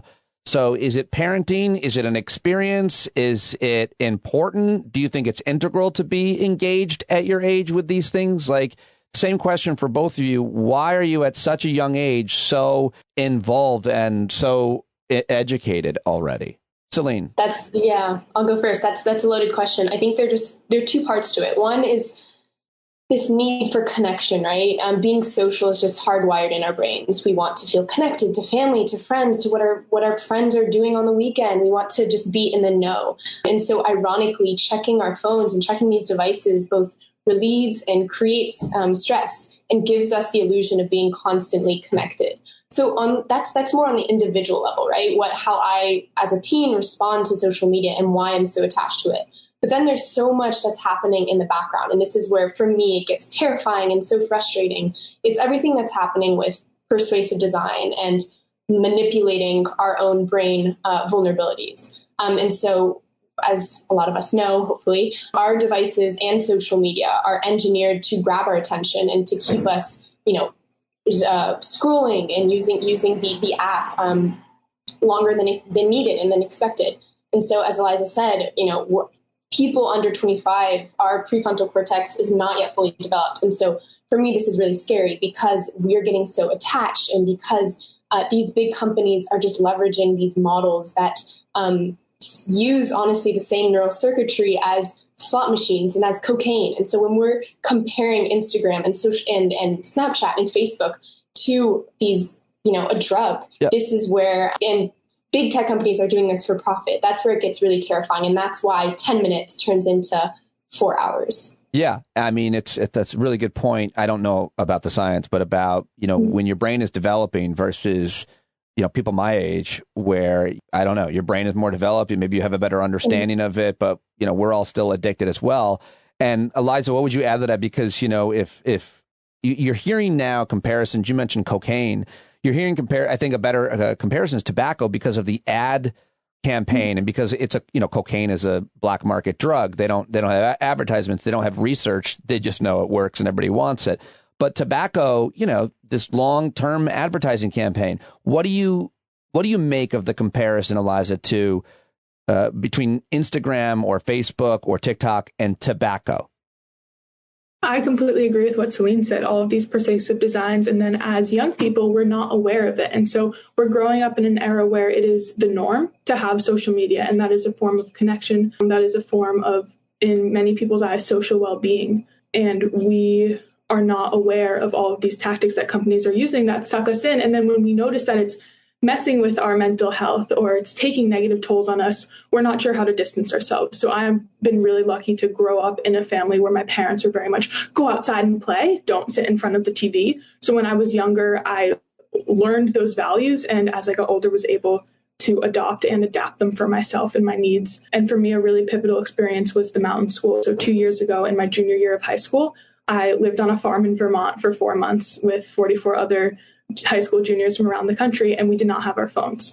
So I went 4 months without my phone, And I think realize once again that it is possible to form social connections. In many cases, these are so much stronger than ones that start and are sustained over technology without having phones as a means of communication and breaking the ice. Let's like get a little bit more casual and tell a few different stories about how things happen, and then we'll get back to log off and what you're actually, think some of the policy solutions. You're asking for policy solutions. You guys have lobbied Congress, which is amazing. I want to get to that, but I'll start, which is to say that my 14-year-old, when the girls go away, my daughters went away to camp, sleepaway camp, no phones. It's like a game changer. And they recognize that. And they also understand, at least intellectually what social media and what their phones are doing to them. But they'll still argue with me and us. I think that's pretty common. But at the end of the summer, I'm revealing too much, but she won't care. My 14-year-old's like, I did not have that great a summer. Everybody else had a better summer than me. And we were like, hold on. And we ticked off the amazing things that we did this summer. But I decided the reason why she thought that, she's like, everybody had more fun than I did. I'm like, why do you think that? And it was clear because she saw their posts. Yep. She saw all the fun things, but that's what we post. We don't post as likely that we're just bored, or even if we do, it doesn't make the same type of impact. So it's that FOMO, and you can understand it intellectually, but you don't really cognitively or psychologically, you don't really understand the impact. That's my kind of anecdote. Could you guys share with me like what happens, what's happened in your life, the people your age's life, and how you clearly know it's affecting you, your mood, your emotions, your spirit, even your confidence levels? Aliza, I'll start with you this time. So in 8th grade, I got Instagram and I had it for 1 year, and then I deleted it with my best friend going into freshman year of high school. And that was one of the best choices I've ever made because it was really difficult to take yourself away from a platform that is the social norm. And so to think, how am I not socially ostracizing myself by making the deliberate choice to get off of Instagram? And then it really pushed me to go and talk to people and to give people my number instead of my Snapchat or my Instagram. And there's definitely a little bit of a social divide that occurs when you choose to remove yourself from what is a widespread norm. But I really do think it's for the better. And one time I was walking home with the friend that I deleted Instagram with and another one of our friends. And she just kind of out of the blue said, I hate Snapchat. I hate it. And I can't go off of it because otherwise I won't make friends and I won't be able to talk to boys and I won't start these connections. And so I think it is this inaccurate sense that we must have social media in order to find social fulfillment that keeps us entrenched on these platforms and kind of paralyzes us in the real world when we're out with people and we have these opportunities to be talking face to face. And instead we pull out our phones and swipe through Instagram. Yeah, that's the thing. That's the one thing I really struggle with the most as an old person, which is watching teenagers be together in a traditional way and still having their phones. So we've done, sometimes I take the phones from everybody when they're here. And then people stop coming over. What would you add, Celine, to like just a personally, anecdote or something, how it affected you?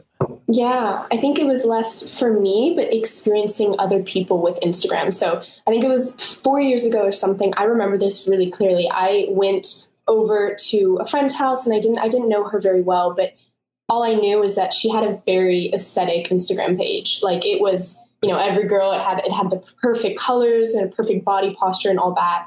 And I went over to her house. There were a few other people there and we were kind of just chatting. And at the end of the evening, I just realized like, wow, she's a really unhappy person. Like there is no sense of joy or freedom. Like it's literally shackled to her device. And I think it's just so funny to see behind the scenes and to like jump into someone's life and see how social media is really affecting them. And so I got to see that, in full force there at her house and just seeing like, this is, as Aliza said, this is supposed to be social fulfillment, but it really is not creating connection or uniting us or celebrating our shared humanness and our values. And so that's one area where I just got to experience that. And I mean, Instagram is my weak point. It's just the idealized and filtered versions of people online. It's funny. Sometimes I go on Instagram and I'm completely aware I'm scrolling and then I get off and I just ask myself like, wow, what did I learn? Like, I did not learn anything. I do not feel more fulfilled or more,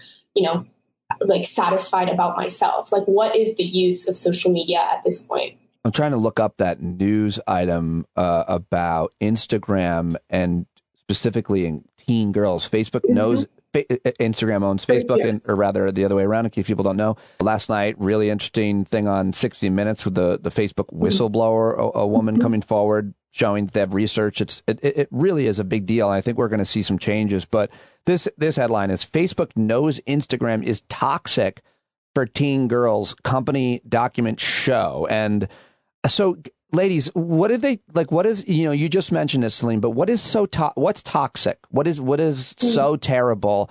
Is it just this idea that you see other people and they seem happier than you, or prettier than you, or more successful than you, and that makes you feel less than? And is it that simple? What am I missing? Not that that's okay in any way. No, I think I think that's kind of the basic point about Instagram and social media apps. And we say, I think there was something about like Snapchat is just like the face app, and then Instagram is the whole body app, right? So we're seeing much more than the face. We're seeing the whole body, and that for girls and for young teens, like imagine 13 to 10-year-olds seeing these pictures of models and people who use this as their job and need to put themselves out there as being skinny and healthy, athletic. And so for me, I see that Instagram it's completely toxic. It exacerbates mental health, stress, anxiety, depression. And Aliza and I think, we're in the whole teenagerhood kind of area, and we're seeing how these platforms are just negatively affecting our peers. And so I think, and another point is away from the images and that effect is just how Instagram and Snapchat, for me at least, just tempts me to veer away from honest and trusting and vulnerable conversations and connecting with people on a very deep level. You can't have that with filters and hashtags and likes and comments. Oh, yeah.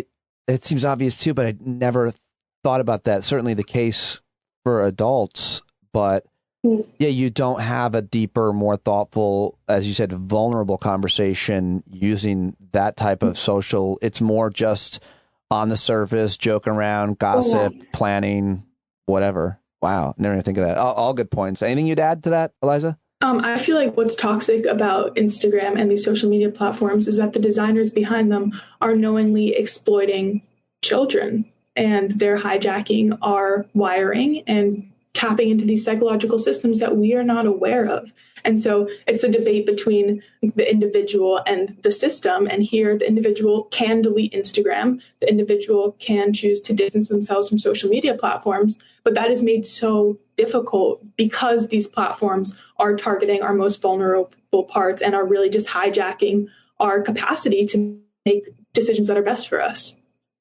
Yeah, really, really good points. This is, again, you got to go back to tobacco. When you talk about targeting young people, like tobacco, I'm sure you guys are familiar with it, but from a young age, it started with the Camel cartoon, Joe Camel, and nowadays it's all these flavors that kids like.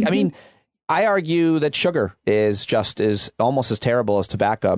I argue there's a lot of science on it, and of course that's also marketed towards children with cartoon characters and literally putting it at their level, right? But this is the same. It's just not as obvious for people. Like smoking is more obviously unhealthy and socially, affects other people next to them. So is sugar and bad eating. Those things are more traditionally unhealthy. This is a brain thing, and there's a lot of, I think it confuses people. So I think that they don't see it that way, as being as dangerous as tobacco, sugar, and as other drugs. But I think it absolutely is. At least that's what the research is saying. Yeah. And the more research we get, and you guys are certainly, and people your age who are as in touch and as intelligent as you, can use these anecdotes. Let me move on to the politics of this. Aliza, you guys have been involved with Technically Politics. Can you tell me what that organization is doing? It's separate from Log Off, and then kind of connected to in terms of how you're trying to get policies changed.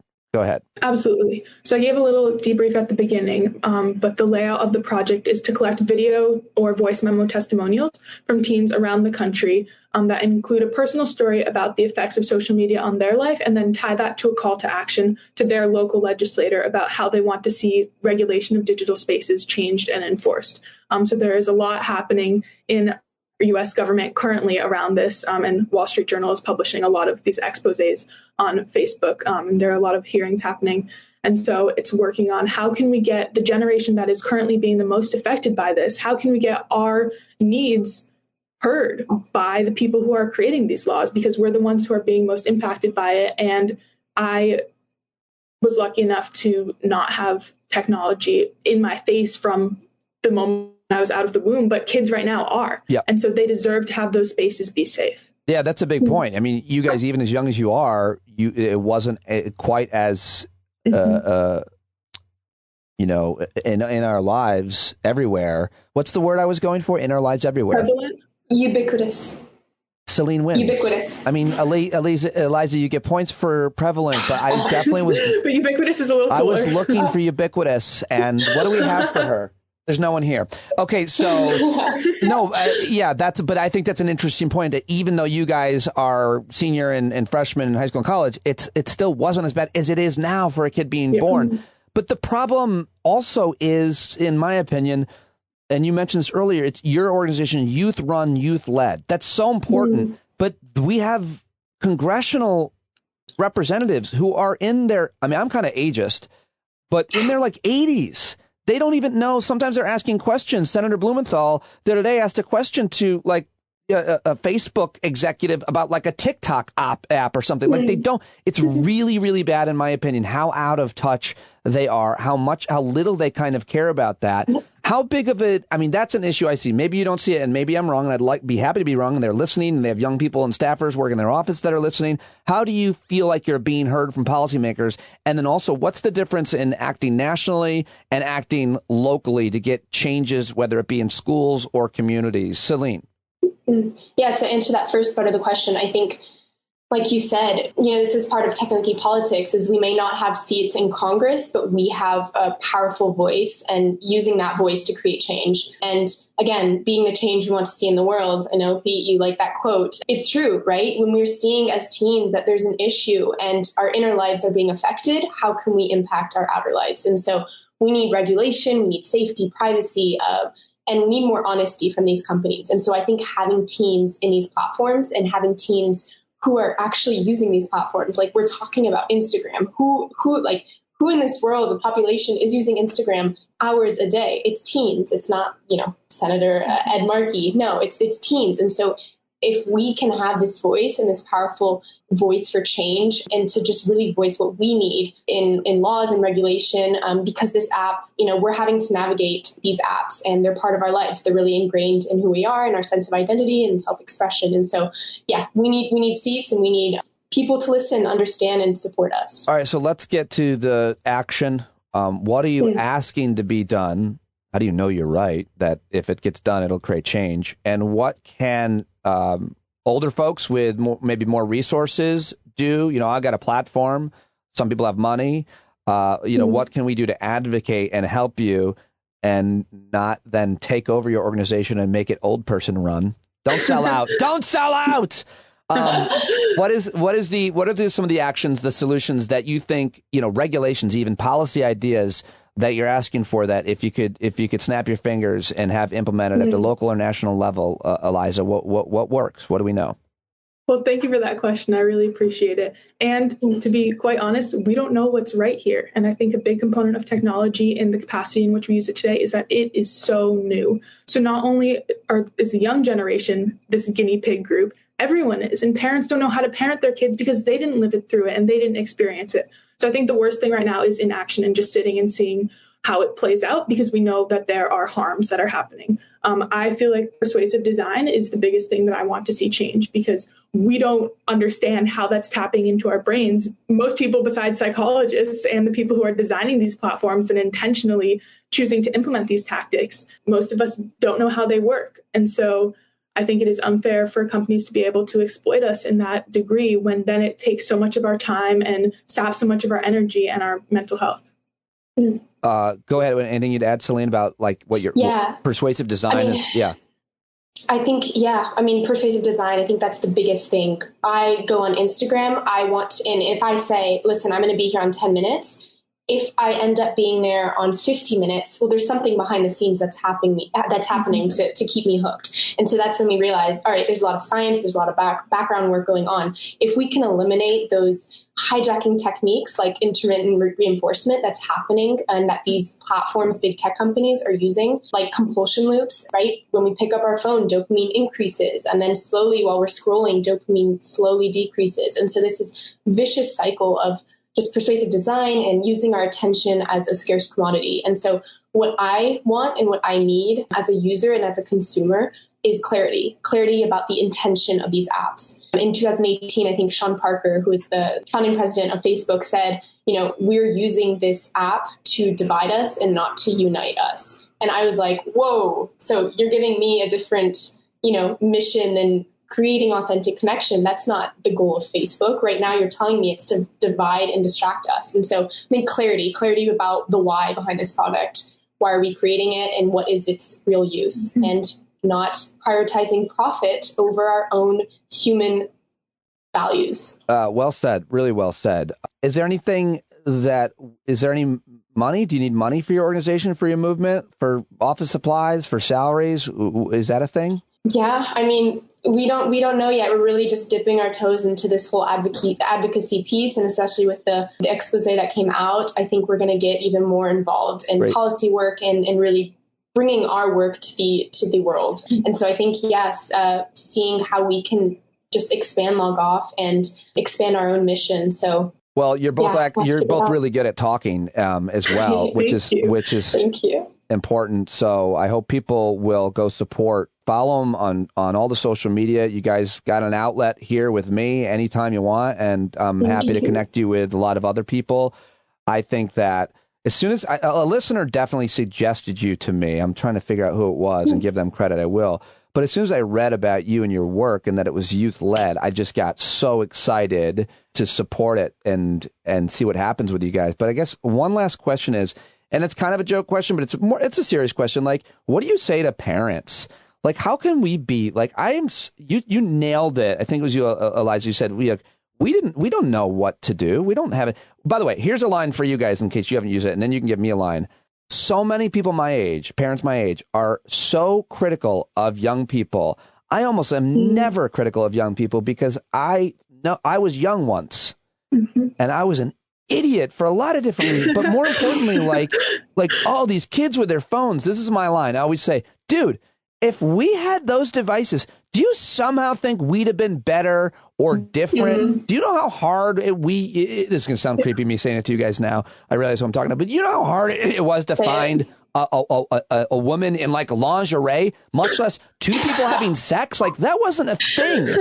Like the porn alone, much less the video games and everything. We'd been just like them. We're no better than you. We just didn't have, we were always outside. That's because you didn't have these phones. Like, stop blaming them for you'd have been exactly the same way if you had these devices. That's my line. But what do you tell parents as to kind of what works? Because it doesn't work. My stuff doesn't. My lines, my advice, my showing them the documentaries and the dangers. It's not working. What do we do?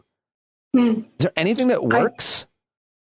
I think the most important thing is to listen. I really do. And I know that sounds a little bit cheesy, and it's also something that I feel like we've lost in our social media focused culture nowadays, but just to sit down and hear your kids out, because technology is a really important part of our lives, and having parent figures who are there to hear about our struggles with Instagram and not immediately snatch it away if we say that there was a mean post or something, but who are there to listen and be a support system and try to understand, because we don't really understand what we're doing. Parents don't understand what we're doing. And so in holding our best intentions at mind, knowing that we're really trying. And if you treat us with respect and with genuine curiosity, Celine and I created a resource called Dear Parents, and it really encapsulates this. I forgot to ask about that. Respond with the same. I forgot to ask about that. I'll share that in the show notes and link to it. But do you want to say anything about that? I actually wasn't listening to Aliza. Well, step one, maybe try to listen. Oh, you were saying I should listen. There you go. You're catching on. It takes some time. Yeah. No, that's real. That's a really, I wasn't expecting that answer. That's a really good answer. What would you add? What is Dear Parents, Celine? So Dear Parents, and then I'll answer your question after, but Dear Parents is a resource that Aliza and I co-created last 2 years ago, I think. And it's really to offer a resource for parents and tools and guides and tips to foster a healthy conversation with your teen about how to navigate social media. Sometimes we can get, as parents, I'm saying we, but parents can get very flustered and frustrated about their teen's social media habits. But with this guide, you can really understand, I can really use empathy, my listening skills, and compassion to approach my teen and to know how to navigate this together. It is really a joint process. And then to answer your question, what can parents do if they're parents listening?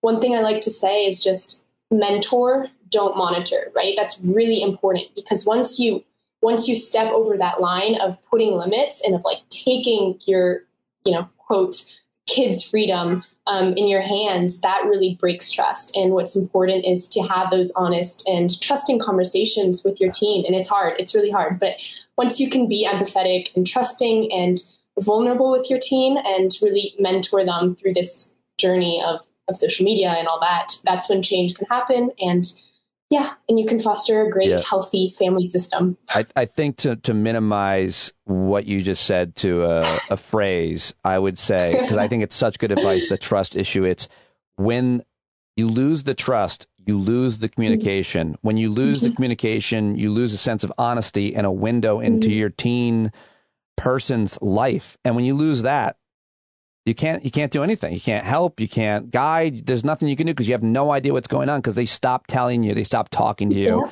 And but it's not a lost cause. And I feel like parents sometimes, when they feel like they've lost their kid, they stop trying. And I feel like that's the space where you can take a step back. And that's where listening, I feel like, really comes into play. And ask your kid a question and pause and just hear them out. Yes. And then you can rebuild that trusted communication. It is never too late as a parent or as a kid. I'm so glad you jumped in because I've definitely had to rebuild a couple times. I mean, I think I have an awesome, super healthy relationship with the girls, but with both of them, I've lost them for short periods of time because of my reactions to things, my anger, my impulsiveness, my judgment. And then I did exactly what you said. You can get it back. You have to rebuild it, but you have to do it better. You have to build back better. If you want to be Joe Biden. I love talking to you guys, and I'd love to talk to you again. I've learned a lot researching it, and I'm really impressed with you and your friends and your colleagues. Can we say that for people your peers, and what you're doing? Best of luck. Thank you so much for talking to me. Thank you so much for having us. Well, there you go. Celine, Bernhardt-Lanier, and Aliza Kopans. I just went back and listened to that. We talked in the morning, but I think I was kind of nervous because it was two young girls who I wanted to be able to make feel safe and comfortable enough to have a great conversation. And, they didn't know me, and I probably overthought that because they were brilliant and completely unconcerned and unimpressed with me. And the point I'm trying to make is I don't think I realized how great so much of what they said was when we were in the moment. But listening back, I really appreciated how deep and thoughtful they were about it, how modest they were as well, but just great advice. Just as a dad to daughters, seeing two young women who are so successful and motivated and engaged, and then thinking, certainly those are qualities that I'd love for my daughters to have, and obviously to think about technology and social media that way, and to be as educated and informed and passionate about it. Not trying to change my daughters and say there's something wrong with them, but I think those are all admirable qualities those young people have. And so I just was really blown away and appreciate their time, and hope that they'll want to continue the conversation because there's so much more to say. I hope parents listening learn as much as I did and check out that resource, the Log Off Movement, logoffmovement.org. And that is all I've got for you today. Thank you to Dr. Ina Park, MD. Get her book, Strange Bedfellows. Thank you to Celine and Aliza. Of course, thank you to Pete Coe for the great jingle and opening, and John Carroll for the music as always. Thank you for supporting, listening to the show. And if you haven't subscribed yet, let's go. Come on. What are you waiting for? This podcast is free, but it is not cheap. Put a lot into it each and every day with my vast network of amazing guests that joined me.